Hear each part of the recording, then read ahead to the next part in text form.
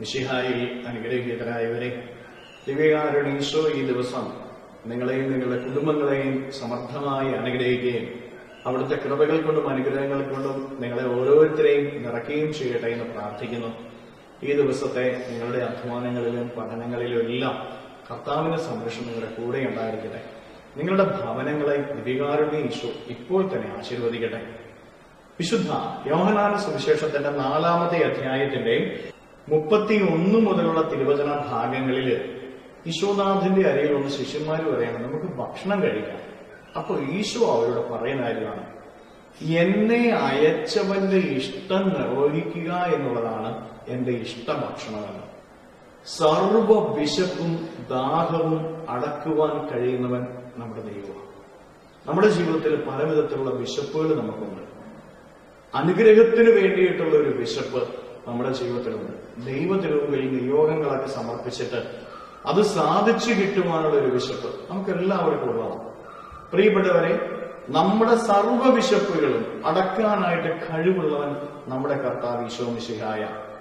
അവൻ നമ്മുടെ വിശപ്പ് അടക്കണമെങ്കിൽ, അവൻ നമ്മുടെ ദാഹം അടക്കണമെങ്കിൽ, അവന്റെ കൃപയും അനുഗ്രഹങ്ങളും നമ്മുടെ ജീവിതത്തിൽ ലഭിക്കണമെങ്കിൽ എന്ത് ചെയ്യണമെന്ന് ഈശോനാഥൻ പഠിപ്പിക്കുകയാണ്. അവന്റെ ഇഷ്ടം നിർവഹിക്കാനാണ് നമുക്ക് സാധിക്കുന്നത്.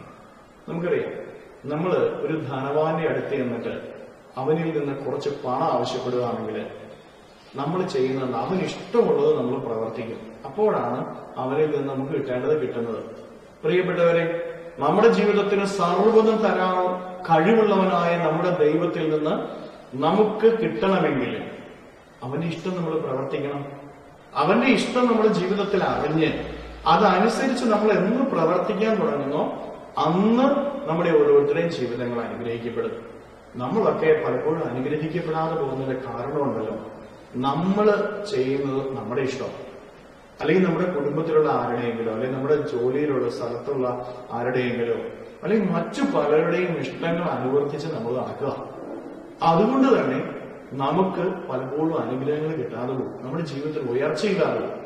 നമ്മുടെ ജീവിതത്തിന് ഉയർച്ചയും നമ്മുടെ കുടുംബത്തിന് അനുഗ്രഹവും ലഭിക്കണമെങ്കിൽ ഈശോയുടെ ഇഷ്ടം എന്തെന്ന് തിരിച്ചറിഞ്ഞാൽ അത് നമ്മൾ പ്രവർത്തിക്കണം. ഓരോ കാര്യങ്ങളും നമ്മൾ ചെയ്യുമ്പോൾ നമ്മൾ ചിന്തിക്കുന്നത് ഈശോയ്ക്ക് ഇഷ്ടമുള്ളതാണ്. ഒരു കാര്യം നമ്മൾ പറയുമ്പോൾ നമ്മൾ ചിന്തിക്കണം ഈശോയ്ക്ക് ഇഷ്ടമുള്ളതാണ്. എന്ത് ചെയ്താലും, എന്ത് പറഞ്ഞാലും, എന്ത് പ്രവർത്തിച്ചാലും അതിനു മുമ്പ് ഒരു നിമിഷം പരിശോധിക്കണം, ഇത് ഈശോയ്ക്ക് ഇഷ്ടമുള്ളതാണോ? ഈശോയ്ക്ക് ഇഷ്ടമുള്ളത് നീ പ്രവർത്തിച്ചു നോക്കിക്കേ, നീ ചെയ്യുന്നതിനെല്ലാം ഈശോ അനുഗ്രഹിക്കും. നീ ചെയ്യുന്നതിനെല്ലാം ഈശോ ആശീർവദിക്കും. നിന്റെ കുടുംബത്തിലേക്ക് അനുഗ്രഹങ്ങൾ നിറയും. കരങ്ങളെ യാചനയോടെ പിടിച്ച് ഈശോയുടെ പക്കലേക്ക് ഈ ദിവസത്തെ എല്ലാ കാര്യങ്ങളെയും, അധ്വാനങ്ങളും പഠനങ്ങളും പരീക്ഷകളും കൊടുത്തുകൊണ്ട് നമുക്ക് സ്തുതിക്കാം. ഹല്ലേലൂയ, ഈശോയെ നന്ദി. Hallelujah, hallelujah, hallelujah, hallelujah, hallelujah, hallelujah, hallelujah. കർത്താവായ ഈശോയെ, മക്കളെ ഓരോരുത്തരെയും സമർപ്പിക്കുന്നവരെ അനുഗ്രഹിക്കണമേ, ആശീർവദിക്കണമേ. ഇവരുടെ ജീവിതങ്ങളിലേക്ക്, ഇവരുടെ അധ്വാനങ്ങളിലേക്ക്, ഇവരുടെ നൊമ്പരങ്ങളിലേക്ക്, ഇവരുടെ വേദനകളിലേക്ക്, ഇവരുടെ കഷ്ടപ്പാടുകളിലേക്ക് അങ്ങ് ഇറങ്ങിച്ചെല്ലണമേ. ഇവരെ സഹായിക്കണമേ, പരിപാലിക്കണമേ. ഇവരുടെ ജീവിതത്തിൽ നിന്ന്, ജീവിതത്തിന്റെ വഴിയിൽ നിന്ന് സർവ്വ തിന്മകളും ബന്ധനങ്ങളും കെട്ടുകളും പിശാചിന്റെ ഉപദ്രവങ്ങളും നാരകീയ ശക്തിയുള്ള പ്രവർത്തനങ്ങളും പൈശാചിക ശക്തിയുള്ള പ്രവർത്തനങ്ങളും ബന്ധിച്ചു നിർവീര്യമാക്കി നരകാഗ്നിയിലേക്ക് അട്ടിപ്പായിക്കുന്നു. ഇവരുടെ ഭവനങ്ങൾ ആശീർവദിക്കപ്പെടട്ടെ.